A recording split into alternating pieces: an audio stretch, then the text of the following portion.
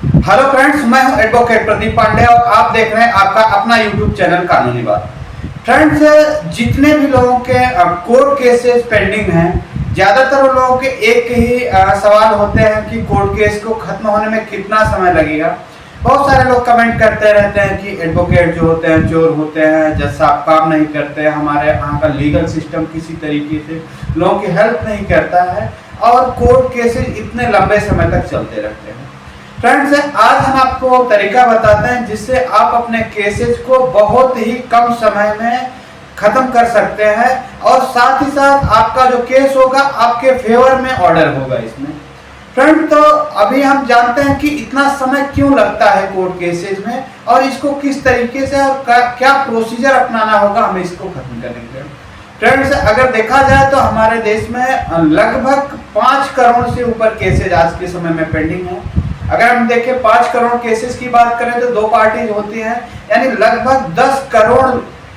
Parties इसमें involve हैं। अगर हम उनकी फैमिली की बात करें, एक फैमिली में अगर 5 पर्सन है तो लगभग 50 करोड़ लोग मुकदमेबाजी में फंसे हुए हैं, यानी लगभग 10 करोड़ परिवार मुकदमेबाजी में फंसे हुए हैं, जिससे 50 करोड़ लोग इफेक्टेड हैं। अगर देखा जाए तो देश का 1/3 एक तिहाई आबादी जो है कोर्ट केसेज के चक्करों में फंसा हुआ है और उन सभी का ये कहना है कि हमारे कोर्ट केसेज इतने लंबे क्यों चलते हैं। हमारे अपने खुद को वीडियो पे लोग आके कमेंट्स करते हैं कि एडवोकेट चोर होते हैं, केस को खत्म नहीं करते हैं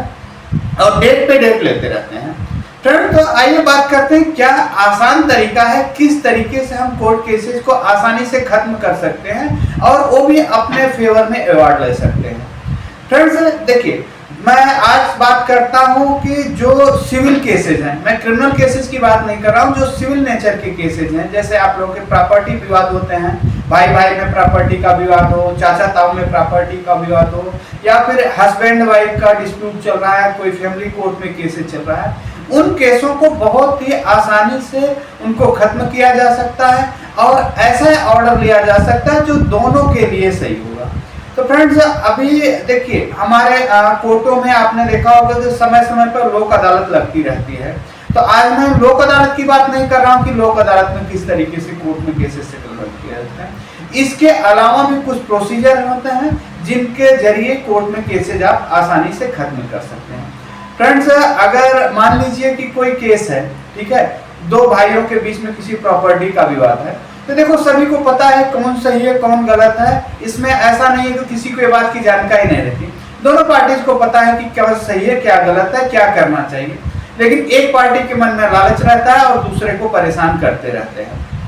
या फिर हस्बैंड वाइफ का डिस्प्यूट है, जब हस्बैंड वाइफ का डिस्प्यूट बहुत आगे बढ़ गया और बात कोर्ट कचहरी तक आ गई, तो ये तो बात श्योर हो गई कि अब दोनों का रिश्ता चलेगा नहीं और इस रिश्ते का अंत ही करना है।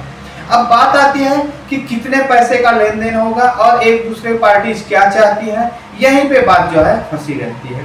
फ्रेंड्स, अगर ऐसे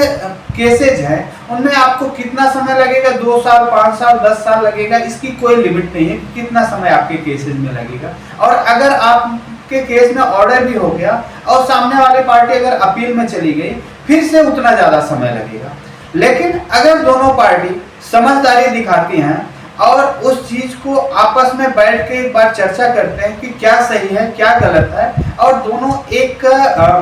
सेम लेवल पे आके इस चीज को देखें कि हम अपने केस को खत्म करना चाहते हैं, क्योंकि दोनों पार्टी जो है परेशान होती हैं, दोनों कहते हैं कि कोर्ट में काम नहीं हो रहा है। मैं आपको बता दूं कि जज साहब के पास कोई जादू की छड़ी नहीं है कि छड़ी को घुमाए और केस को खत्म कर दें। उसका एक प्रोसीजर होता है, उस प्रोसीजर के तहत ही केस चलेगा और उस केस के जो स्टेज हैं, सारे स्टेप पूरे होने के बाद ही केस में ऑर्डर होगा। ऐसा नहीं कि आप आपने केस फाइल किया और आपका केस बिल्कुल सही है, आईने की तरह साफ है और जाके जज साहब उसमें ऑर्डर कर देंगे। नहीं, उसमें रिप्लाई होगा, फिर गवाही होगी, फिर उसका क्रॉस एग्जामिनेशन होगा, फिर उस पर बहस होगी, उसके बाद फिर ऑर्डर होगा। ठीक है, तो अब ये बात करते हैं किस तरीके से किया जा सकता है अगर जल्दी से जल्दी हमें केस खत्म करना है। फ्रेंड्स, इसका एक ऑप्शन है कि मीडिएशन, जो कि एक लीगल प्रोसीजर है कि दोनों पार्टीज मीडिएशन में जाएंगी और मीडिएशन में जाके वहां पे ये तय करेंगे किस तरीके से इस मैटर को सॉर्ट आउट किया जा सकता है, क्योंकि दोनों पार्टीज को पता है कि एक सही है एक गलत है, या दोनों 50-50% सही है 50-50% गलत है। तो किस तरीके से इसका सॉल्यूशन किया जा सकता है, वहां पे मीडिएटर रहेंगे। अगर आप मीडिएटर नहीं भी करना चाह रहे हैं तो आउट ऑफ कोर्ट भी आप अपने किसी समझदार रिलेटिव के साथ, कोई भी आपका ऐसा फ्रेंड, फैमिली फ्रेंड हो, कोई भी हो, या फिर अपने एडवोकेट साहब के साथ ही बैठ के आप ये डिस्कस कर सकते हैं कि हमारे केस में क्या पॉइंट्स है, क्या हमें रेमेडीज मिलनी चाहिए, या किस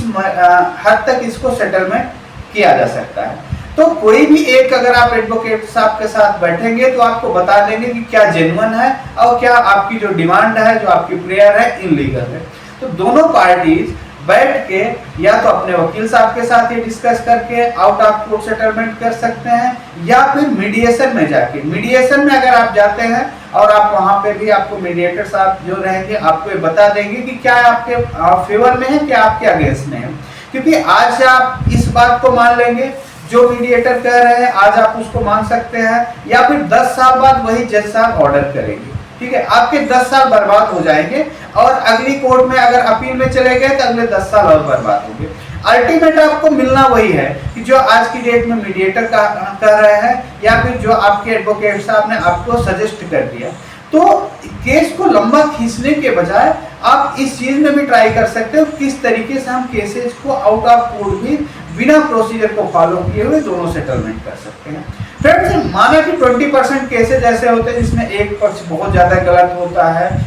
और वहां पे किसी तरीके से सॉल्यूशन नहीं हो सकता, उसमें जज साहब भी ऑर्डर करेंगे। लेकिन 80% मामले होते हैं, मैंने जहां तक देखा हुआ दोनों पार्टीज परेशान रहती है, दोनों सेटलमेंट करना चाहते रहते हैं, लेकिन हो नहीं पाता। तो आप लोग अपनी समझदारी दिखाएं और मीडिएशन के जरिए अपने केसेस को आराम से बैठ के सेटल कर सकते हैं। 1-2 डे मीडिएशन की ले सकते हैं। अगर आपको इसके बारे में ज़्यादा जानकारी चाहिए तो आप अपने एडवोकेट साहब से डिस्कस कर लीजिए कि हम इस मीडिएशन के जरिए खत्म करना चाहते हैं। मीडिएशन के बारे में और कोई जानकारी चाहिए तो आप हमारे दिए गए व्हाट्सएप नंबर पे भी हमारी टीम से कांटेक्ट कर सकते हैं और सजेशन ले सकते हैं कि आपके केस में क्या बेस्ट ऑप्शन रहेगा या किस हद तक आपको सेटलमेंट कर लेना चाहिए। फ्रेंड्स, जब भी आप मीडिएशन में जाते हैं तो ये हो सकता है उसका एक डिसएडवांटेज कि मान लीजिए आपने जितना क्लेम अमाउंट मांगा हुआ है, जो आपकी प्रेयर है, जितना आप चाह रहे हैं उतना नहीं हो, लेकिन उसका 10-5% आपको अमाउंट कम हो जाएगा। लेकिन जो भविष्य में आपको मिलेगा 50 हियरिंग के बाद या 100 हियरिंग के बाद या 2 साल 5 साल खींचने के बाद, इतना पैसा बर्बाद करने के बाद, वो आप पहले ही आप कर सकते हैं। और खासकर ये जो मैं मैटर देखता हूँ, हस्बैंड वाइफ के मैटर हो गए या भाई भाई के विवाद हो गए, ये विवाद बहुत ही आसानी से खत्म किया जा सकते हैं। दोनों पक्ष आपस में बैठ के बात कर सकते हो, अपने वकील साहब के जरिए बात कर सकते हैं। अदरवाइज इसका एक लीगल प्रोसीजर होता है, हर एक डिस्ट्रिक्ट कोर्ट में जो है मीडिएशन सेंटर होता है। आप अपने